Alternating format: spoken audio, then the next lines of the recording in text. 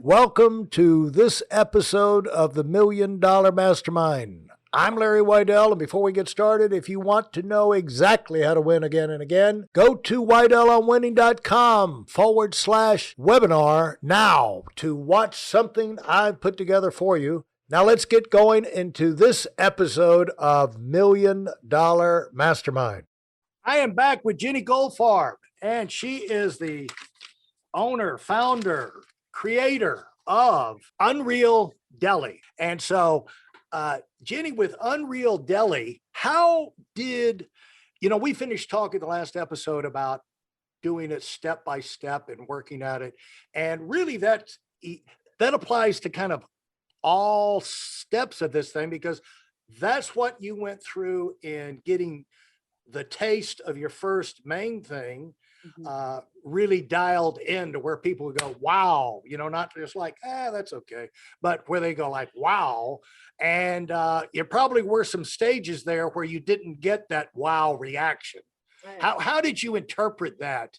What was your brain, your eyes, you're reading their eyes and their reactions and things like that. Was your mind as soon as you saw their reaction, were you starting to think, I can improve that, I can make that better?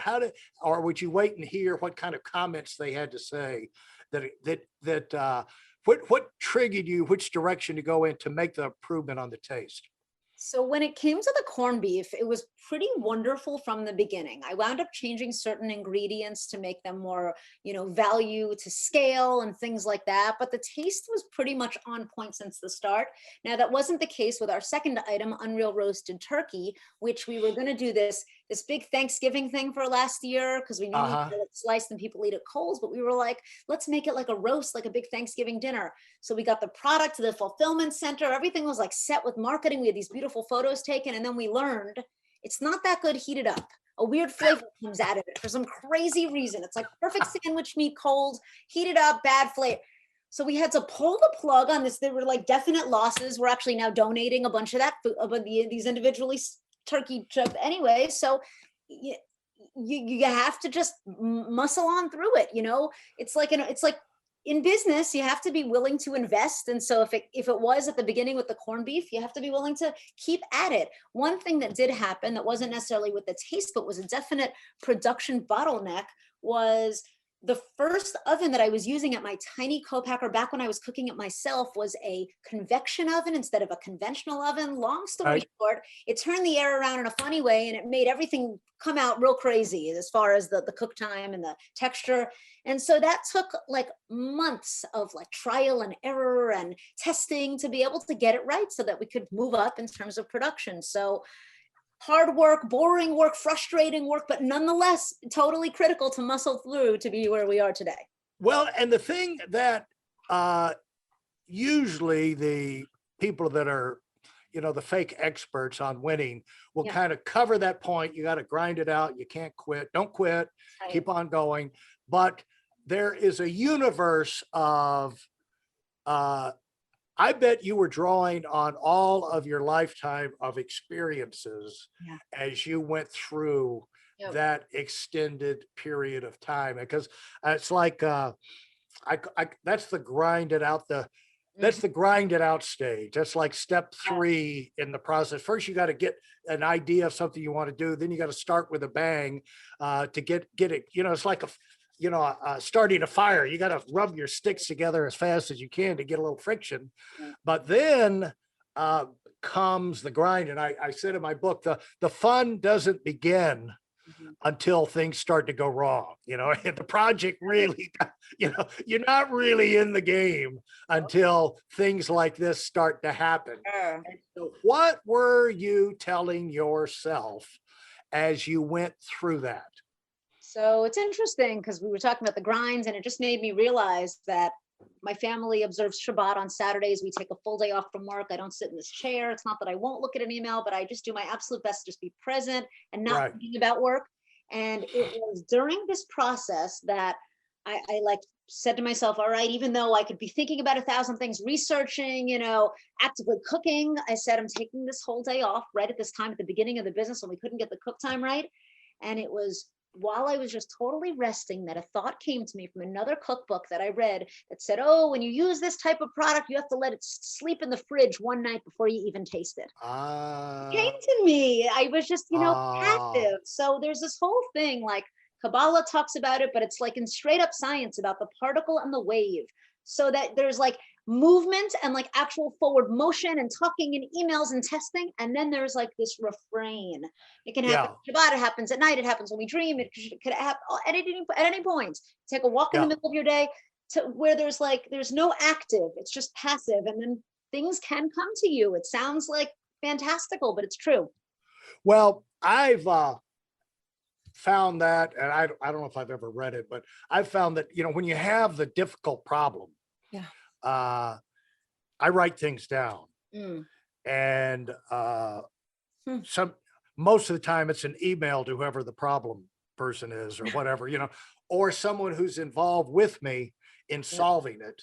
And Yep. I'm putting down exactly what the confusion is, to the extent that whatever this and that has got to be fixed and I didn't and whatever. And then it's down. Yeah, I Mhm. mean, there reaches a point in all of these things where you're done. Yep. You thought about it as all you can. Yep. There's no idea. And but then you put it aside, and that gives your creative side of your brain Yeah.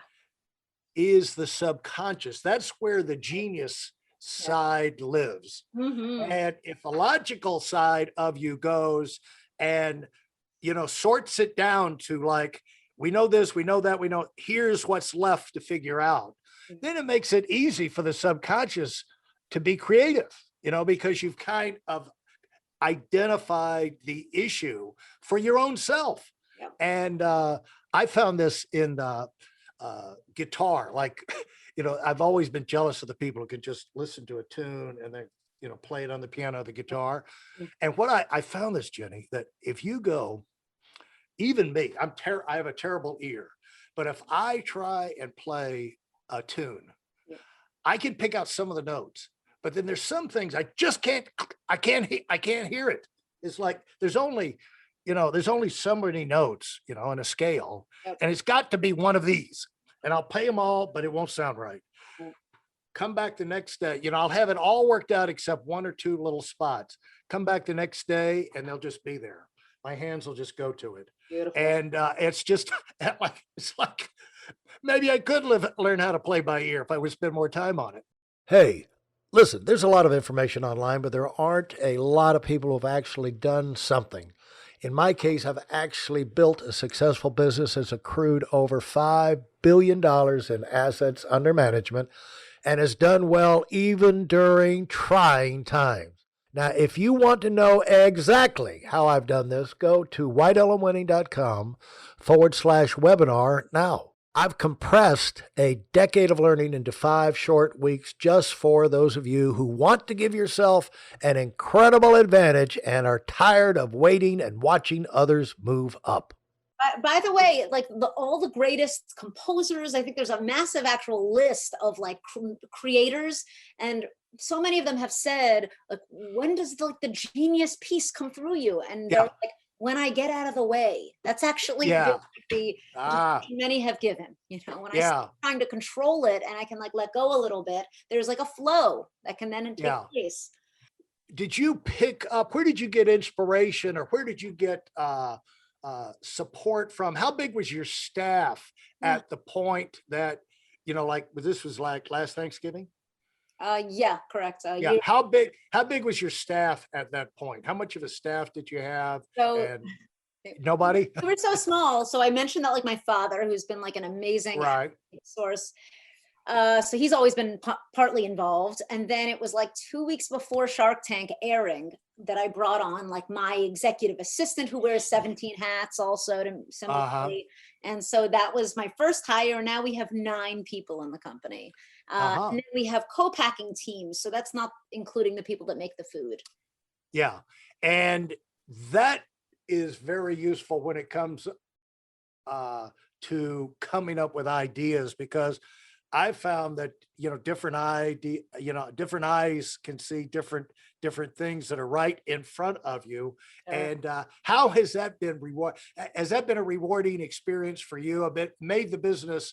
I know it's been making it more productive, but has it made it more fun going through it with a committed staff? Definitely making it a lot more fun. Of course, we had COVID, getting in the way of like any like Right. major close bonding 3D Uh-huh. action, but we really figured it out on Zoom, and some of us are getting together now in LA, and it's amazing. I have like a few people specifically that are like at VP level that have been in this food world for a long time that we've come together, and like the brainstorming, the pure fun and joy in it all. They're also passionate vegans. And so we're like Uh-huh. in it, like, we're really mission driven, and it's just beautiful camaraderie. I truly love my team. I want to, as we grow and scale, I want to shower them with the best benefits and salaries. I want us all to really, and just enjoy of this, because it really is a pleasure. Well, it is something you earned, when you're starting out, you're thinking of so many things and the pressure and this, that, and the other. But one of the rewards that's sitting out there waiting for you Yeah. is the fun of the team Yeah. that you're going to put together and enjoying the breakthroughs Mm, with a team rather than just yourself with the mother-in-law, is excited. But if you have a whole bunch of people cheering and sure. clapping and everything when Sure. it makes it so much more enjoyable. And the Mhm. phrase that you said that came through, and I think kind of summarizes this episode, is you just have to muscle on through it when things go wrong. You just have to muscle on through it, and you've got to find a way to coach yourself to stay on track Totally. through it, because usually the things we run into are so complex. Totally. There's so many pieces to the puzzle that it would take you 2 days to get somebody up to scale. Yeah. And you got to make these decisions on the run. Yeah. So what have you uh, what would you say for people that are going through this stage, the grind it out Mhm. stage of making the first real big breakthrough to getting a staff and Sure. really, you have a business, Jenny, when it'll run when you're not there. And Exactly. Yeah. you're in the process of getting that in place now. Sure. And uh, you know, the what would you say to the people that are going through that stage and getting earning the right Yep. to have that kind of a permanence and stability? Sure. So it's such an amazing gift in the earliest days to hold all these roles yourself, because number one, you've been able to prove that you can churn something out and make something come of your own actions. And then number two, you'll know as you start to delegate what's really required and how the position can get even bigger. So it gives you such an incredible vantage point to come from the grind to then the growth. And one of the classic phrases I try to continue to remind myself is the continuous job of the CEO is to continue to make herself obsolete. So to try and get Right. all of these things taken care of, so that the more I Yeah. can free up my plate, I can dream of like the next big industry we're going to conquer with this, or the next huge Yeah. account. What creative way can I try and get in there? How can I use Cuban or this or that? Or, so I'm not Yeah. thinking in the small. I'm like able to like look at the very big vast picture, because if I can be in that state more hours of the day, I'll be like infinitely worthy to the whole company. So Yeah. yeah. Yeah. Because in essence, we only have 24 hours in the day, and you earn the right to move up to work on more powerful type things by duplicating yourself and getting people in place that you've trained to do the things that otherwise you'd be doing, Yep. and there would the day go, and so that's how you multiply your time and multiply your effectiveness. So thanks so much, Jenny. This has been Oh, absolutely fantastic. Look thank forward to next time. you. Yay. Thank you. If you enjoyed what you've heard and are dead serious about finding out for yourself exactly how this works in the real world, I've taken the most valuable business lessons I've learned over 40 years and put them into something for you to watch. Go to whiteelementwinning.com/webinar now in order to move up as fast as possible. I'm Larry Weidel, and I run the $1 Million Mastermind. Go, go, go.